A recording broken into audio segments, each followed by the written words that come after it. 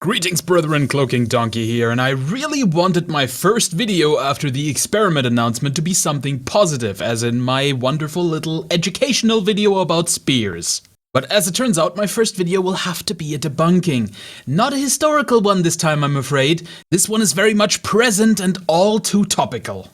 So the Daily Mail, one of those wonderful, incredibly unbiased British news websites, has decided to write a hit piece on Joerg Sprave.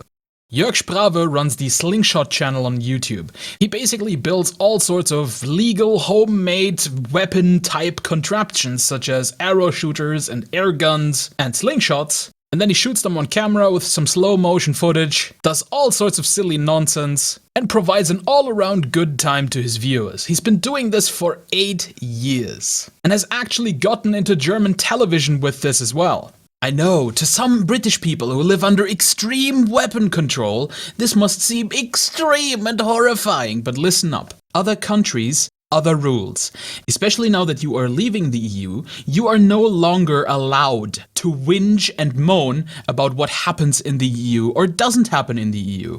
Joerg Sprave follows every letter of the law. Nothing he does in this video or in any of his videos is against the law. So to begin with, we can say that all of this is just moral outrage. There's no basis in law to any of this whatsoever.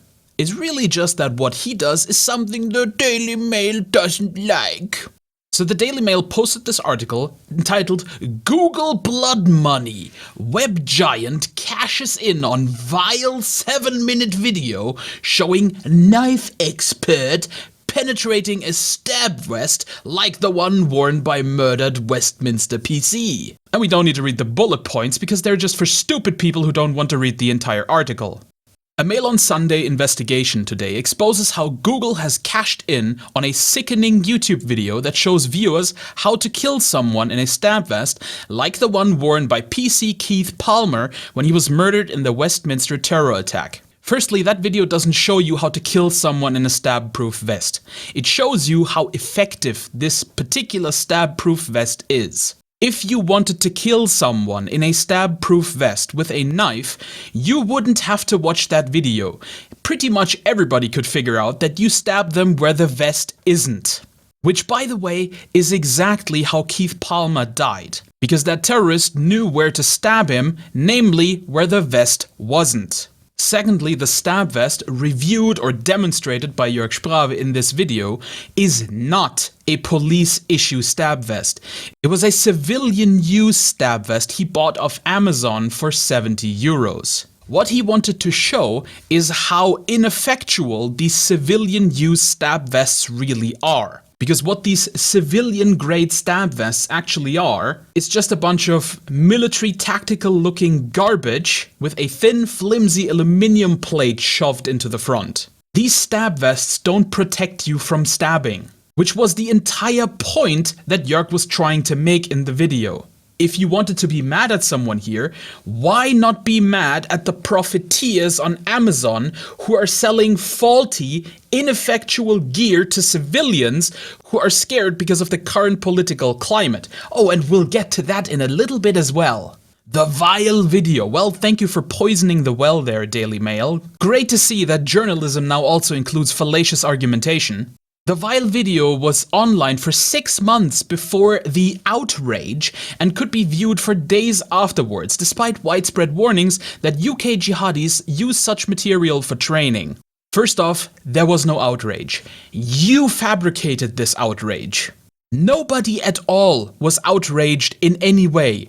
You took this video, spun it, called it vile, told everybody it was a terrorist instruction manual, went to politicians and to advertising companies and told them that that's what it was, and that is what created your outrage. Nobody at all was outraged without your help. So the fact that it could be viewed for days afterwards has to do with the fact that you created this and YouTube only reacted because you made a big stink about something that really isn't a big deal in the first place. And by the way, I would really like some citation on those UK jihadis who use such material for training. The 7-minute film entitled How to Pierce a Stab-Proof Vest demonstrates how to plunge a knife through protective body armor and has been viewed nearly 250,000 times, generating thousands of pounds in advertising revenue.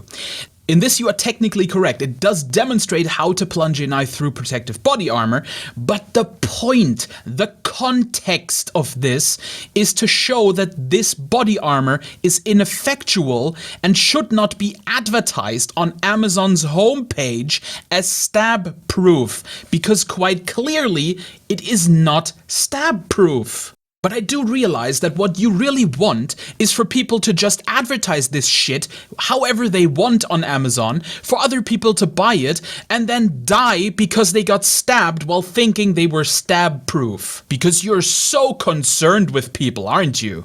The video was made by German weapons-obsessive Joerg Sprave. Again, well done poisoning the well there. We all know the average Daily Mail reader really likes Germans. Who proudly displays on the wall of his living room a framed award from YouTube for attracting 1 million subscribers to his films. Whoever would be proud of their numbers? It's just filthy, isn't it, to display how many people are actually watching your videos or reading your website? It's just terrible. Nobody would ever boast about that, right, Daily Mail? That picture, man, you really are great at spinning a story, aren't you? You could not have found a more unflattering frame in that entire video if you had tried. Oh, look at the evil German with the knife. See, people, this is how the media lies to you. They want you to buy their story that they have spun, and so they will do everything they have to by showing you the pictures they want you to see, by poisoning the well so that you go into the article already thinking what they want you to think, which makes you so much more susceptible to actually listening to this bullshit. And then they turn up the tears by appealing to your emotion, telling you how the poor guy who died during the terrorist attack is somehow connected to this, which is of course horseshit. Because a police officer, even a British police officer, is not going to wear a flimsy piece of shit profiteering garbage jacket from China that you can buy on Amazon. They're going to wear real body armor, proper body armor. The sickening footage pictured, again, poisoning the well, showed him demonstrating how and where to use a knife on someone wearing body armor. No, that is exactly not what this picture is showing. This picture is showing you that this vest doesn't do what it is supposed to do. Because at the exact point where it is supposed to be protective, it can just be stabbed right through. If Joerg was demonstrating how and where to use a knife on someone wearing body armor, he would be stabbing where the vest isn't. You know that beige part where he hung the vest up? He would say, "Stab him in the neck or under the arm." But that is not what this video is about. The Mail on Sunday easily found the film online despite promises made last week by YouTube owners Google to crack down on extremist material. There are millions of videos on YouTube. Millions. Even if this was one of the horrifying extremist videos you cunts are talking about, do you really expect YouTube to find every single video that offends you within a week? Despite that, film? Really? Do you really have to make it so obvious that most of your viewership is above 60 years old? Please. Last night, Home Secretary Amber Rudd condemned the video and demanded that YouTube take action to ensure similar films are banned. Yeah, Miss Rudd, you don't get to make those calls. YouTube is a private company based in the United States. They're following US law, and I'm pretty sure they're also following British law. And if you don't like the things that are on YouTube, if you don't like that your citizens have access to things that you might find offensive, then feel free to pass a law that blocks Britons from accessing YouTube. But how dare you demand that YouTube take down something that is perfectly legal in your country and all other countries that this video is shown to, based on inaccurate information provided to you by a shitty fake news outlet. She said, "We will not tolerate the internet being used to hide terrorist activities or, as the Mail on Sunday has revealed, provide information to assist them in their terrible activities." If you're so worried about terrorists, why do you not do something about the terrorists? By now, it is very clear that this guy who committed the terror attack in Westminster, Khalid Massoud, was known to you cunts before he did it. You knew he was a radical Islamist. You knew he was dangerous, and yet he carried out his attack anyway. Because you are too afraid to tackle the problem where it actually exists, namely in the places where these people are radicalized, but you're perfectly fine bitching and moaning about YouTube because that's so easy, isn't it? This is nothing but virtue signaling. Following my meeting last week, major internet companies, including Google, have agreed to work together in an international forum to ensure this sort of material isn't available. I will want to see early and effective progress.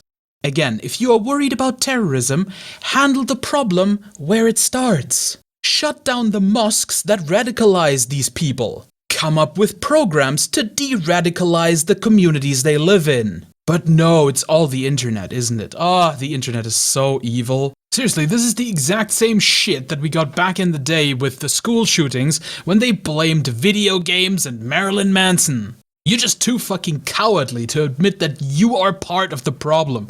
You are part of the reason why this stuff keeps happening. Because you would rather waste your time with asinine platitudes about YouTube videos instead of using your privileged position as a politician to actually get something done.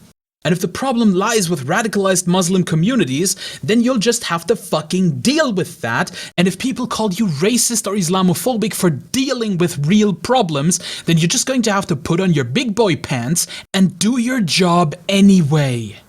And Labour's Yvette Cooper, chairman of the Home Affairs Select Committee, said, "The idea that YouTube and Google should profit from something so depraved is appalling." Is it illegal though, Yvette? Is it illegal? I don't think it's illegal. You've not provided any evidence that it's illegal. When are Google going to get their act together and stop making money out of vile hatred? This video is not vile hatred. It is a review of a product sold on Amazon. And you are just virtue signaling. So please stop and do some honest work instead. Yesterday, after being contacted by the Mail on Sunday, YouTube removed the video, but it had already been online for more than 6 months. Yeah, because there's nothing illegal about the video, so obviously it wasn't taken down before. Because you're the first people to complain. Earning thousands of pounds in advertising revenue from companies including Netflix. Listen, Daily Mail, you know exactly how this works. You advertise on your website, I'm sure. I mean, I don't know, I use AdBlock when going to your website because you're not getting advertising money from me. Companies do not have control over who their advertising is served to. This is all up to the ad agencies who target specific groups. So if someone who happens to really be interested in movies or TV shows watches Joerg Sprave's video, then there is a good chance that a Netflix ad will be served to them, because this is an interest they have. And no one even thinks that an ad playing on a video means that that company who's serving the ad is supporting what's being said in the video. Literally everyone understands that the two are not connected. This is a problem you people, you wannabe journalists, have made up. These companies are not pulling their ads from YouTube because they are suddenly outraged over the extremist content that exists on YouTube. They don't care. They are pulling their ads from YouTube because they are scared that you assholes will spin it into Coca-Cola supports anti-Semitism, which is exactly what you are insinuating if you are going to these companies for comment on saying, there's some terrorist sympathizer video, do you support this? To which the answer is obviously no. But nobody thought it would be yes in the first place. You just made this entire thing a problem when it has never been a problem. Which is you just really trying to crash YouTube because you know very well that if you don't, it will crash you. You know that your days are numbered if you don't do something, which is exactly what this is. Which is also why the Wall Street Journal did what they did and why all the other mainstream news outlets do what they do to try and discredit YouTube users and YouTube itself. You are spin merchants. You have no honor. You are vile, shit-slinging, fake news tabloid outlets.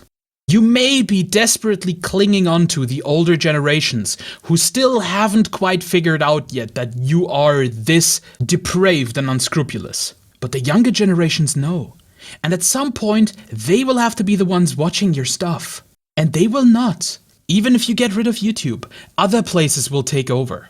You are not the future, you are very much the past. And the more you do these disgusting hit pieces that are so easily debunked, the faster you are digging your own grave. In the film, Sprave stands in a wooded area of his back garden in southern Germany, explaining to viewers how they can modify a knife and its handle so it can be used to pierce a protective vest. No, that is not what he's doing. He built a stabbing knife. This is not a crime. And he used it to see if the vest he bought on Amazon was as stab-proof as it was advertised as. The one he uses is similar to the vests worn by Metropolitan Police officers, except that the ones worn by Metropolitan Police officers aren't garbage. In essence, they are similar, the same way a butter knife is similar to a trench knife. I mean, it's basically the same thing, right? Why split hairs? He thrusts the knife through the stab vest, which is attached to a makeshift dummy. Wow, look at that, I pierced the safety vest, he boasts, adding, as you can see, it definitely pierced deep enough to cause major harm. Which means that the vest was crap and was not as stab-proof as it was advertised. One member of the public commenting on the video wrote, "Thanks to you, a lot of people now know how to kill a police officer." Well, it's just a shame that the video has been taken down, right? So we will never know if this is a real comment on that video, or if it's maybe something you posted under the video, or if it's maybe just something you made up. It's really convenient, isn't it? So, pictures or it didn't happen. Sprave, 51, started making films on YouTube as a hobby around 8 years ago. He became so successful with his channel that in January he gave up his job with a German electronics firm. Now we're getting to the meat of the problem. This is what really bothers you, isn't it? That somebody can make videos on YouTube and make a living off it, and probably get more money than anyone working at the Daily Mail? Grrr, this is so unfair. We are the media. These people cannot be the media. Wah. Yesterday, when approached by the Mail on Sunday, Sprave, who has 120,000 subscribers in the UK, defended the video. See, it's really important that you take his defense, which isn't anything weird. I mean, obviously he would defend a video he made, but you take this defense of his and put it into the bottom half of your article, after you already spent various paragraphs poisoning the well against him and making sure that everyone knows what an evil, evil person he is. It's all part of the spin, isn't it? Interviewed at his former hunting lodge home in the village of Rothenburg near Heidelberg, which is very much incorrect. That's not where he lives at all. I mean, this particular mistake is only a typo, but it's pretty symptomatic for what this article is. He said, "I just want to show that people who wear these vests should not feel invincible. They are still vulnerable. These vests should not be described as stab-proof." Yes, he is absolutely correct. These vests should not be sold on Amazon marked as stab-proof, because that is false advertising. There you go, Daily Mail. That is an actual story you can run that isn't entirely fabricated moral outrage bullshit that actually has to do with people's rights. Consumer rights. But of course you won't run that because it won't get nearly as many clicks. Something like that would be actual journalism. Wearing a black t-shirt emblazoned with the slogan "Fight fire with fire," again poisoning the well, he added, "I just test things and make videos to review all kinds of things like cameras, knives, and air guns. If they change police equipment because I have shown it is vulnerable, then I may be saving some lives." Which was in fact the point of the other video you are going to demonize a little bit later, where he took actual police riot gear and used his homemade creations on them. Which means that even though the police has fancy riot gear, someone who builds a gun like that at home could damage the police officer behind the gear, which is something that is very good to know for the police, don't you think? I feel sorry about what happened to the policeman in London. He should have had a gun to protect himself. Yeah, he should have. In fact, I still find it baffling why some police officers in the United Kingdom do not have firearms. It is quite frankly ridiculous, and if you pompous cunts deserve yourself the right to criticize gun laws or whatever in Germany, then I reserve myself the right to criticize you for not properly arming your police officers against anything that might attack them. And you see, there comes a point in an article where there are so many damn lies that the article just is fake news. And that, dear Daily Mail, is what you are. You are fake news. This is not real news. There was no outrage. You fabricated the outrage. Nobody was upset by this video, which is why it has been up for 6 months. No law has been broken by this video being up on the internet. The vest used is not a police protection vest. It was a cheap piece of crap bought on Amazon.com from a dodgy profiteering company that you should really be mad at, who advertised it as stab-proof. Joerg Sprave did not show terrorists how to stab someone wearing a vest. He showed how ineffectual this specific vest actually is, and that it is in fact not stab-proof. Advertisers have no control over where their ads show, because all of it is based on algorithms based on what people like and what might interest them. A 16-year-old girl is probably not going to get adverts for Ben Gay. And then you also close down the comment section to this article when people are starting to tell you that you are full of crap. You abject cowards. You are bullshit merchants. A shit-flinging tabloid. Nothing more. And hopefully one of these days you will fade into irrelevancy. But until then, I've been the CloakingDonkey and I will see you in another video.